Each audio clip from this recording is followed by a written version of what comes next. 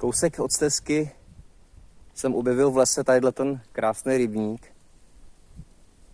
Musel jsem to hned využít.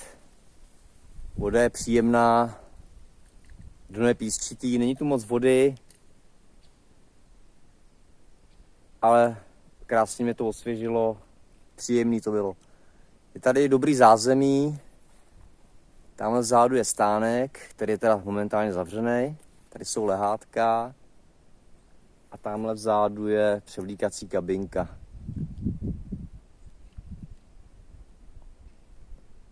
Klidně bych tu byl celý den, ale musím pokračovat.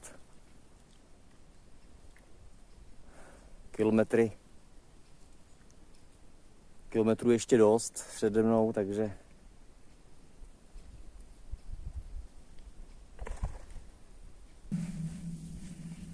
dnešní noc byla fajn.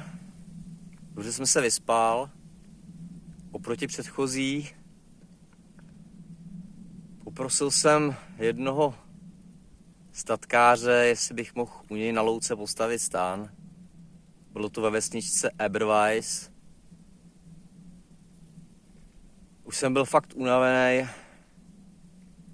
Bylo asi po 6. hodině a byla docela velká krize už. Bylo to fajn, že mi to dovolil, protože nevím, co bych dělal. Spát v zastávce se mi nechtělo. Každopádně jsem udělal zásadní chyby, než jsem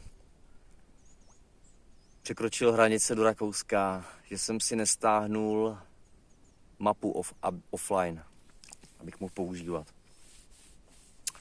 Na to jsem zapomněl.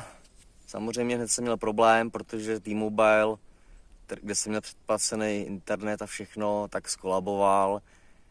Už jsem nějakých 40 km od hranic a T-Mobile se prostě nechytá. Prostě tragédie. Ještě, že mám Vodafone. Ten mě zachránil. Hned jak jsem dorazil do městečka prvního od hranic, teď nevím, jak se jmenuje, do popisku to hodím,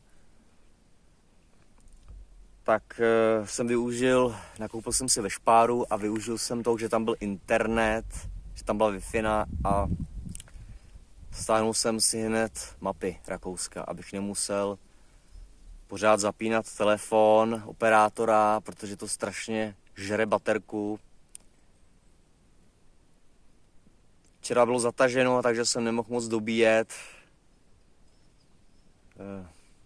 Byl jsem rád, že jsem přežil včera.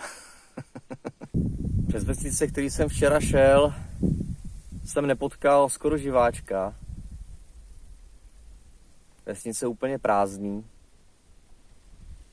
U nás jsem si zvyknul, že v každé vesnice byl kop, že jsem si mohl něco nakoupit. Tady není nic.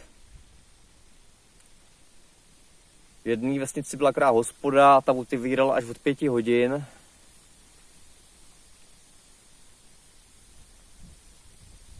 Takže jsem měl docela problém, došla mi voda. Musel jsem poprosit nějaký lidi o vodu. Nevím, jak to udělat dneska. Dneska jsem si teda koupil, ale myslím si, že do večera mi to nevyjde.